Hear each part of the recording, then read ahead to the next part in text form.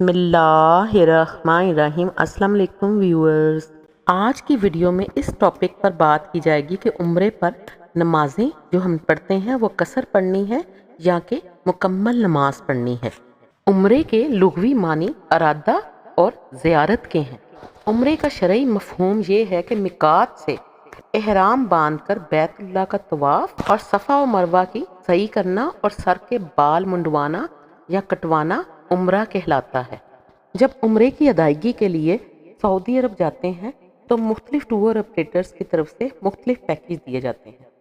مثال کے طور پر اگر کوئی فیملی مدینہ منورہ پہلے جائے تو فار ایگزامپل اگر اس کے 3 دن مدینہ میں سٹے ہے اور پھر مکہ مکرمہ میں 4 دن سٹے ہے اور پھر دوبارہ وہ فیملی 3 دن مدینہ میں قیام کرتی ہے اور پھر دوبارہ مکہ شریف میں 8 دن قیام کرتی ہے اور آخر میں دوبارہ مدینہ میں 8 دن اس کا قیام ہوتا ہے اور وہیں سے اس فیملی نے واپس آنا ہوتا ہے، تو اس صورت میں اگر انسان کے ذہن میں یہ آتا ہے کہ نماز قصر ادا کی جائے گی یا کہ مکمل نماز پڑھی جائے گی، اس صورت میں تمام زائرین حرمین شریفین جو ہیں وہ شرفاً اور تعظیماً اس مبارک سفر میں اول سے لے کر آخر تک مسافر ہی رہیں گے اور پنجگانہ 4 رکعت والی فرض نمازوں یعنی ظہر، عصر اور عشاء کی نمازیں قصر ہی ادا کریں گے۔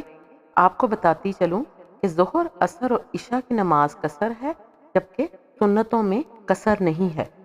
فجر کے 2 فرض 2 سنت کے ساتھ ادا کیے جائیں گے اور مغرب کے 3 فرض کے ساتھ بھی 2 سنتیں ہی ادا کی جائیں گی۔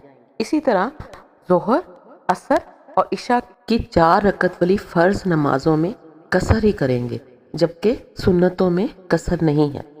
جب کوئی مسافر اپنے وطن سے 92 کلومیٹر دور کی مسافت طے کرتا ہے تو وہ وہاں اس وقت میں مقیم کہلائے گا جب اس بندے کا اس جگہ مستقل لگاتار کم از کم 15 دن رات قیام کا ارادہ ہو، لیکن 15 دن سے کم دنوں کی صورت میں اس کا وہاں پر قیام تصور نہیں ہوگا۔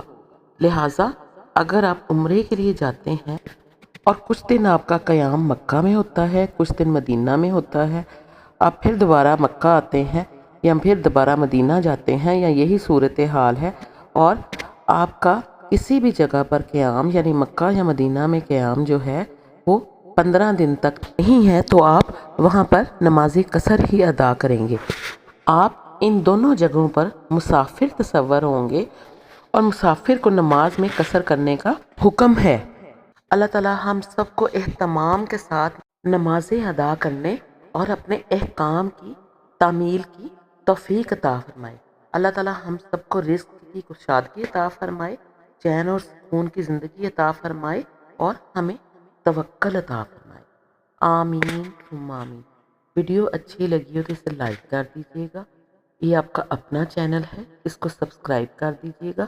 دعاؤں میں یاد رکھیے گا اپنا اور گرد و نواح کے لوگوں کا بہت خیال رکھیے گا۔